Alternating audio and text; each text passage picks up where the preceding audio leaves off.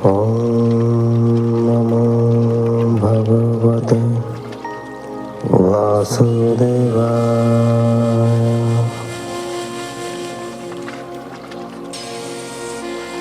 ॐ नमो भगवते वासुदेवाय।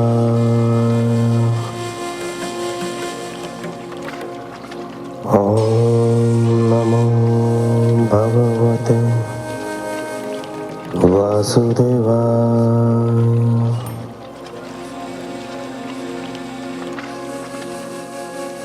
आप सुन रहे हैं हिंदू रिचुअल्स, हिंदू रीति रिवाज द्वारा प्रसारित श्रीमद् भागवत महापुराण।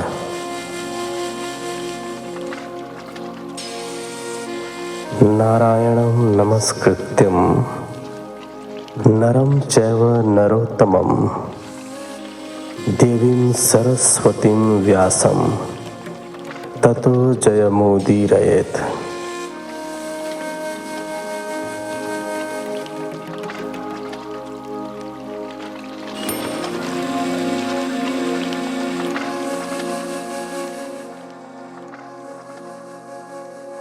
दसवें स्कंध के इस एपिसोड में आप सुनेंगे 74वें अध्याय से लेकर 78वें अध्याय तक। तो चलिए कथा प्रारंभ करते हैं 74वें अध्याय से। 74वां अध्याय। भगवान श्री कृष्ण की अग्र पूजा और शिशुपाल का वध।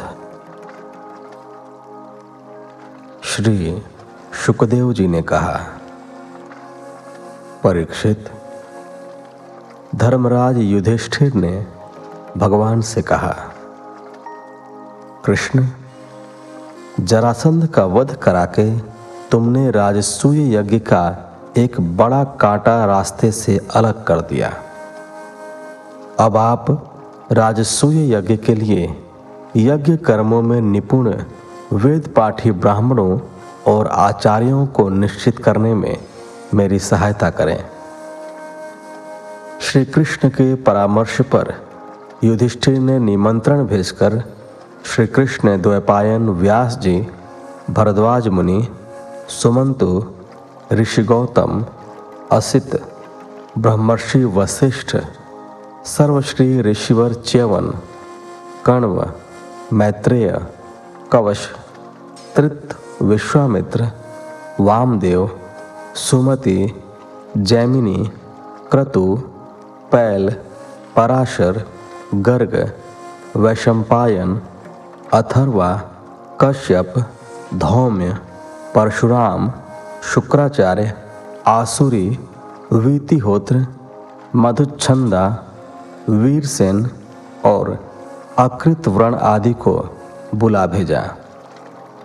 इनके अतिरिक्त हस्तिनापुर से पितामह भीष्म, कृपाचार्य, द्रोणाचार्य, धृतराष्ट्र, महात्मा विदुर, दुर्योधन आदि पुत्रों और अन्य परिजनों को बुलाया। राजसूय यज्ञ में भाग लेने के लिए राजा, मंत्री, कर्मचारी, ब्राह्मण, क्षत्रिय, वैश्य और शूद्र सभी वहां आए। ऋत्विज ब्राह्मणों ने राजा युधिष्ठिर से सोने के हल से यज्ञ भूमि को जुतवा कर शास्त्रानुसार उन्हें यज्ञ करने की दीक्षा प्रदान की। उनके राजसूय यज्ञ में निमंत्रण पाकर ब्रह्मा जी, शंकर जी, इंद्र, लोकपाल, सिद्ध, गंधर्व, विद्याधर, नाग, मुनि, यक्ष, राक्षस, पशु पक्षी, किन्नर, चारण आदि सभी राजा रानियां उपस्थित हुए। युधिष्ठिर ने सबकी उपस्थिति में राजसूय यज्ञ पूर्ण कराया। अब सभा में उपस्थित सभी लोग इस बात पर विचार करने लगे कि सदस्यों में सबसे पहले अग्र पूजा किसकी की जाए। सभी अपने अपने मत दे रहे थे। तब सहदेव ने कहा, भ्राताश्री, यदुवंश शिरोमणि भक्त वत्सल भगवान श्री कृष्ण ही सभी लोगों में सर्वश्रेष्ठ अग्र पूजा के योग्य हैं। यह सारा विश्व श्री कृष्ण का ही रूप है और ये सभी लोगों के हृदय में वास करते हैं। भगवान श्री कृष्ण ही अग्नि, आहुति और मंत्रों के रूप में विराजमान हैं। ज्ञान मार्ग और कर्म मार्ग ये दोनों ही भगवान श्री कृष्ण की प्राप्ति के हेतु हैं। सभासदों, मैं कहाँ तक वर्णन करूं? भगवान श्री कृष्ण एकमात्र एक रस और अद्वितीय ब्रह्म है। उनमें किसी प्रकार का भी भेदभाव नहीं है। वे सभी विकारों से रहित हैं।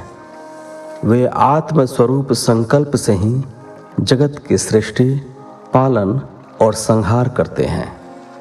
सारा जगत इन्हीं के अनुग्रह से अनेक प्रकार के कर्मों का अनुष्ठान करते हुए धर्म, अर्थ, काम और मोक्ष का संपादन करता है। इसलिए भगवान श्री कृष्ण की ही अग्र पूजा होनी चाहिए। परीक्षित, धर्मराज युधिष्ठिर की सभा में जितने भी सत्पुरुष उपस्थित थे, सभी ने एक स्वर से सहदेव की बात का अनुमोदन किया। युधिष्ठिर ने सभी की सहमति से फिर बड़े प्रेम से भगवान श्री कृष्ण की अग्र पूजा की। अपनी पत्नी, भाई, मंत्री और कुटुंबियों के साथ धर्मराज युधिष्ठिर ने भगवान श्री कृष्ण के पांव पखारे और उनके चरणामृत को अपने शीश पर धारण किया। उन्होंने भगवान को बहुमूल्य पीले रेशमी वस्त्र और आभूषण समर्पित किए। सभी लोगों ने भगवान की जय जयकार की और पुष्प वर्षा की। परीक्षित, उस समय अपने आसन पर बैठा हुआ शिशुपाल यह सब देखकर मन ही मन कूढ़ रहा था।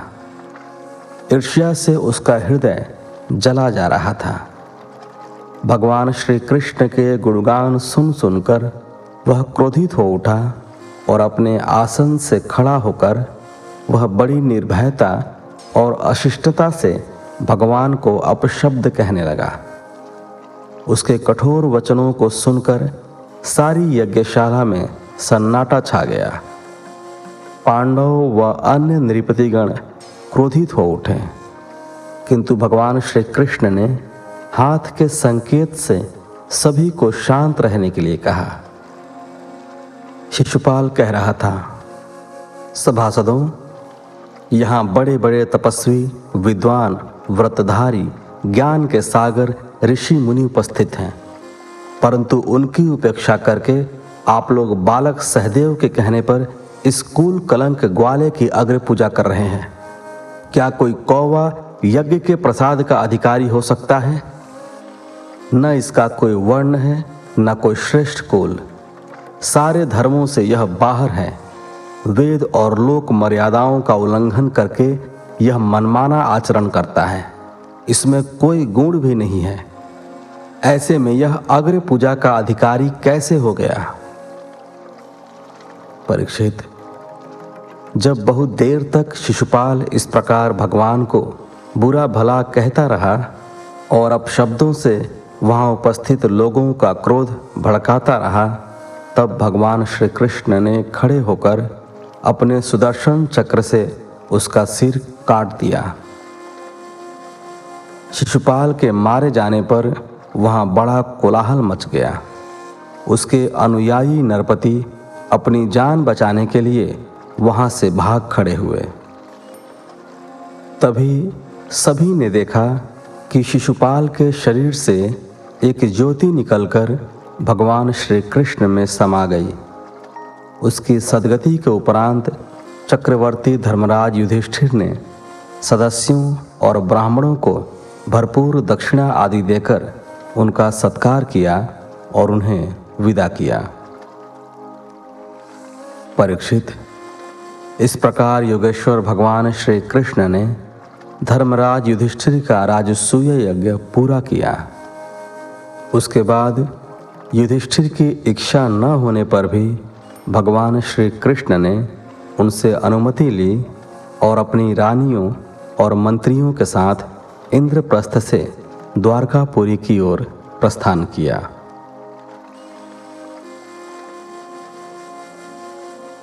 पचहत्तरवां अध्याय। राजसूय यज्ञ की पूर्ति के उपरांत दुर्योधन का अपमान। श्री शुकदेव जी ने कहा, परीक्षित, भगवान श्री कृष्ण के चले जाने के उपरांत भी हस्तिनापुर से आया हुआ धृतराष्ट्र का परिवार पांडवों के आग्रह पर कुछ दिन वहीं रुका। पांडवों की श्रीवृद्धि और ऐश्वर्य को देखकर दुर्योधन का हृदय ईर्ष्या से जलने लगा। परीक्षित ने पूछा, मुनिवर, इसका कारण क्या था? दुर्योधन की अपनी समृद्धि क्या कम थी? फिर उसकी ईर्ष्या क्या अकारण नहीं थी? श्री शुकदेव जी ने कहा, परीक्षित, ईर्ष्या करना मनुष्य की सहज वृत्ति है। इसका कोई कारण ऐसा नहीं होता जिसकी वजह से वह ईर्ष्या करना छोड़ दे। जितेंद्रिय व्यक्ति ही ऐसी वृत्तियों पर अंकुश लगा पाने में समर्थ होते हैं। दुर्योधन तो प्रारंभ से ही पांडवों से जलता था। वह उनकी बढ़ती यश कीर्ति को भला कैसे सहन कर पाता? इसलिए वह मन ही मन जलता रहा। उसके लिए एक एक पल वहां रुकना भारी लग रहा था। उसी समय एक ऐसी घटना घट गई जिसने आग में घी डालने का काम कर दिया।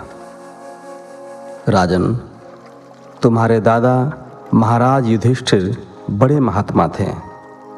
उनके प्रेम बंधन में बंधकर सभी बंधु बांधवों ने राजसूय यज्ञ के विभिन्न कार्यों को सेवा भाव के साथ संपन्न किया था। भीमसेन ने भोजनालय की व्यवस्था देखी थी। दुर्योधन कोषाध्यक्ष था। सहदेव अभ्यागतों के स्वागत सत्कार के लिए नियुक्त था। नकुल विविध प्रकार की सामग्री एकत्र करने के कार्य को देख रहा था और अर्जुन गुरुजनों की सेवा शुश्रूषा में लगा था। स्वयं भगवान श्री कृष्ण ने अतिथियों के चरण पखारने का काम ले रखा था। द्रौपदी भोजन परोसने का कार्य देखती थी और कर्ण खुले हाथों ब्राह्मणों और याचकों को दान देता था। इसी प्रकार सात्यकी, विकर्ण, विदुर, भूरिश्रवा और संतर्दन आदि राजसूय यज्ञ में विभिन्न कामों की देखभाल करते थे। परीक्षित, मैदानों ने पांडवों के लिए जो महल बनाए थे वे अद्भुत थे। उन्हें और राजकोष में संग्रहित धन को देखकर दुर्योधन का हृदय ईर्ष्या से भर उठा। एक दिन अपने भाई दुशासन, मामा शकुनी और मित्र कर्ण के साथ वह राजसभा के अद्भुत सौंदर्य को निहार रहा था। उस सभा में मैदानों ने ऐसी माया फैला रखी थी कि जल के स्थान पर स्थल और स्थल के स्थान पर जल का आभास होता था। उससे मोहित होकर दुर्योधन ने एक जगह जल समझकर अपने वस्त्र समेट लिए और जल को स्थल समझकर वह उसमें गिर पड़ा। उसे गिरते देखकर वहां उपस्थित सभी नरपति, स्त्रियां और भीमसेन हंसने लगे। द्रौपदी की हंसी ने उसका रोम रोम जला दिया। वह लज्जित होकर सभा भवन से निकला और बिना किसी से मिले सीधा हस्तिनापुर चला गया। इस घटना से युधिष्ठिर का मन खिन्न हो गया। उसके बाद धृतराष्ट्र और उनके साथ आए सभी पारिवारिक लोग भी हस्तिनापुर चले गए। जरा सी बात को लेकर दोनों परिवारों के मध्य गांठ पड़ गई। 76वां अध्याय। राजा शाल्व के साथ यादवों का युद्ध। श्री शुकदेव जी ने कहा, परीक्षित, राजा शाल्व शिशुपाल का मित्र था। रुक्मिणी के विवाह के अवसर पर शिशुपाल ने उसे बुलाया था। उस समय यदुवंशियों ने शाल्व को भी पराजित कर दिया था। उस दिन शाल्व ने सबके सामने यदुवंशियों को पृथ्वी से मिटा देने का संकल्प किया था। उसने अपनी राजधानी लौटकर भगवान पशुपतिनाथ शंकर जी की आराधना प्रारंभ कर दी। वह दिन में एक बार एक मुट्ठी भर राख फाँक लिया करता था। 1 वर्ष बाद भगवान शंकर ने प्रसन्न होकर उससे वर मांगने के लिए कहा। तब उसने कहा, प्रभु, मुझे आप एक ऐसा विमान दीजिए जो देवता, असुर, मनुष्य, गंधर्व, नाग और राक्षसों के द्वारा तोड़ा न जा सके। जहाँ इच्छा हो वहाँ वह चला जाए और यदुवंशियों के लिए अत्यंत भयंकर सिद्ध हो। भगवान शंकर ने तथास्तु कहा और अंतर्धान हो गए। इसके बाद उनकी आज्ञा से मय दानव ने एक ऐसा सोम नामक विमान बनाकर उसे दिया जो अत्यंत मायावी शक्तियों से लैस था। उस विमान को पाकर शाल्व ने द्वारकापुरी पर चढ़ाई कर दी। दोनों ओर की सेनाओं के बीच भयानक युद्ध हुआ। भगवान श्री कृष्ण के पुत्र प्रद्युम्न ने अपने भाइयों के साथ शाल्व की सेना का सामना किया। कई दिनों तक युद्ध चलता रहा। सोम विमान पर चढ़कर शाल्व ने यादव सेना का भारी विनाश किया। एक बार प्रद्युम्न शाल्व के मंत्री द्युमान की गदा के वार से घायल हो गया तो दारुक का पुत्र, जो उसका सारथी था, रथ को रणभूमि से निकालकर बाहर सुरक्षित जगह पर ले गया। जब प्रद्युम्न की मूर्छा दूर हुई तो उसने सारथी से कहा कि उसने यह अच्छा नहीं किया। उसकी इस क्रिया से उसके पिता उसे कायर और नपुंसक समझेंगे। इस पर सारथी ने कहा, स्वामी, मैंने तो सारथी धर्म समझकर ही ऐसा किया है। युद्ध का ऐसा नियम है कि संकट पड़ने पर सारथी अपने रथी की रक्षा करे और रथी सारथी की। 77वां अध्याय। शाल्ववध। श्री शुकदेव जी ने कहा, परीक्षित, उसके बाद प्रद्युम्न ने नया कवच पहनकर सारथी से द्युमान के पास चलने को कहा। द्युमान अपने प्रबल प्रहारों से यादव सेना को तहस नहस कर रहा था। प्रद्युम्न ने उसके पास पहुंचकर उसे रोका और अपने वाणों से उसका सिर काट डाला। दोनों सेनाओं के मध्य घमासान युद्ध होने लगा। उन दिनों भगवान श्री कृष्ण और बलराम जी युधिष्ठिर के राजसूय यज्ञ में इंद्रप्रस्थ गए हुए थे। जब भगवान श्री कृष्ण और बलराम जी इंद्रप्रस्थ से वापस लौटे तो उन्होंने देखा कि यादवों पर घोर विपत्ति आई हुई है। उन्होंने तत्काल बलराम जी को द्वारका की सुरक्षा के लिए भेज दिया और स्वयं दारुक के साथ मायावी शाल्व के सामने पहुंचकर उसे ललकारा। भगवान को अपने बीच पाकर यादवों की सेना दूने वेग से शाल्व की सेना पर टूट पड़ी। श्री कृष्ण ने शाल्व पर भारी बाण वर्षा की और उसके विमान को छिन्न भिन्न कर दिया। उसी समय शाल्व ने अपनी गदा के प्रहार से भगवान श्री कृष्ण का धनुष तोड़ डाला।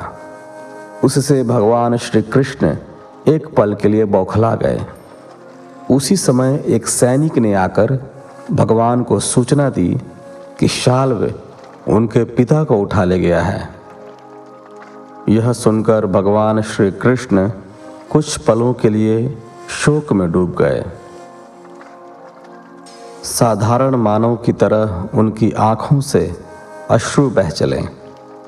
तभी शाल्व वसुदेव को लेकर आकाश में प्रकट हुआ और उसने तलवार से वसुदेव की गर्दन उड़ा दी।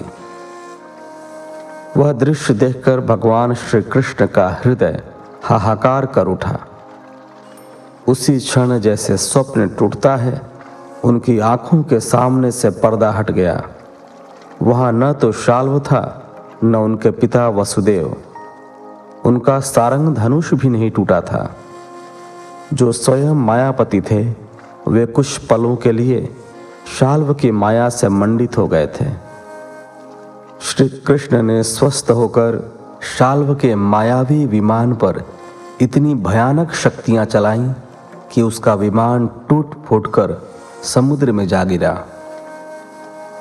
शाल्व अपने विमान से गदा लेकर धरती पर कूद पड़ा और भगवान श्री कृष्ण पर झपटा।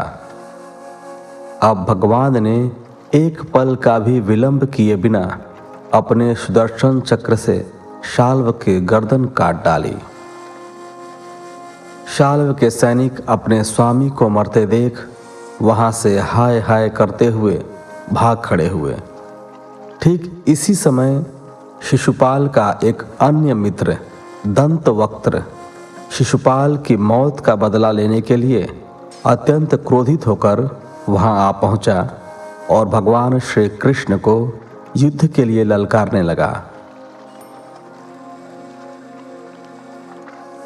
78वां अध्याय। दंतवक्त्र और विदुरथ का वध और तीर्थ यात्रा में बलराम जी द्वारा सूत जी का वध। श्री शुकदेव जी ने कहा, परीक्षित, शिशुपाल की मित्रता का ऋण चुकाने के लिए दंतवक्त्र अकेला ही एक भारी गदा लेकर भगवान श्री कृष्ण के सामने आ गया और बोला, कृष्ण, आज सौभाग्य से ही तू मेरे सामने आ गया है। काश तुम मेरे मामा के लड़के न होते तो मैं कभी का तुम्हें यमलोक पहुंचा देता। तुमने मेरे मित्रों को मारा है, इसलिए मुझे न चाहते हुए भी तुम्हारा वध करना है। ऐसा कहकर दंतवक्त्र ने अपनी गदा का एक भीषण प्रहार श्री कृष्ण के रथ पर किया। उस प्रहार से श्री कृष्ण का रथ क्षतिग्रस्त हो गया। श्री कृष्ण एक भारी गदा लेकर रथ के ऊपर से नीचे कूद पड़े और उसका एक सीधा प्रहार दंतवक्त्र के छाती पर कर दिया। उससे दंतवक्त्र की छाती फट गई। वह मुंह से रक्त उगलता हुआ धरती पर गिर पड़ा और मर गया। उसके शरीर से एक ज्योति निकलकर श्री कृष्ण में समा गई। परीक्षित, दंतवक्त्र का एक भाई विदुरथ था। वह अपने भाई के मृत्यु से शोकाकुल हो गया। वह अपने हाथों में ढाल तलवार लेकर श्री कृष्ण को मारने की इच्छा से आगे आया। उसी समय भगवान ने अपने सुदर्शन चक्र से उसका भी सिर धड़ से अलग कर दिया। उन्हें मारकर भगवान श्री कृष्ण ने द्वारका में प्रवेश किया। उस समय देवता, मनुष्य और बड़े बड़े ऋषि मुनि, सिद्ध, गंधर्व और विद्याधर उनकी स्तुति करने लगे। पुष्प वर्षा करके उन्होंने उनका स्वागत किया। बड़े बड़े यादव वीर उनके पीछे पीछे चल रहे थे। इस प्रकार अनेक प्रकार की लीलाएं करते हुए वे अपने शत्रुओं से पृथ्वी का भार हल्का करते रहे। परीक्षित, एक बार बलराम जी ने सुना कि दुर्योधन कौरव सेना के साथ पांडवों से युद्ध करने की तैयारी कर रहा है। उन्हें किसी का पक्ष लेकर युद्ध करना पसंद नहीं था, इसलिए वे तीर्थों में स्नान करने के बहाने द्वारका छोड़कर चले गए। वे प्रभास क्षेत्र में स्नान कर सरस्वती नदी के उद्गम स्थल की ओर चल पड़े। वे क्रमशः पृथुदक, बिंदुसर, त्रितकूप, सुदर्शन तीर्थ, विशाल तीर्थ, ब्रह्म तीर्थ, चक्र तीर्थ आदि तीर्थों में गए। उसके बाद वे यमुना तट और गंगा तट के प्रधान प्रधान तीर्थों में होते हुए नैमिषारण्य क्षेत्र में गए। उन दिनों उस क्षेत्र में बड़े बड़े ऋषि मुनि सत्संग कर रहे थे। उन्होंने बलराम जी को आया देख उठकर उनका हार्दिक स्वागत किया।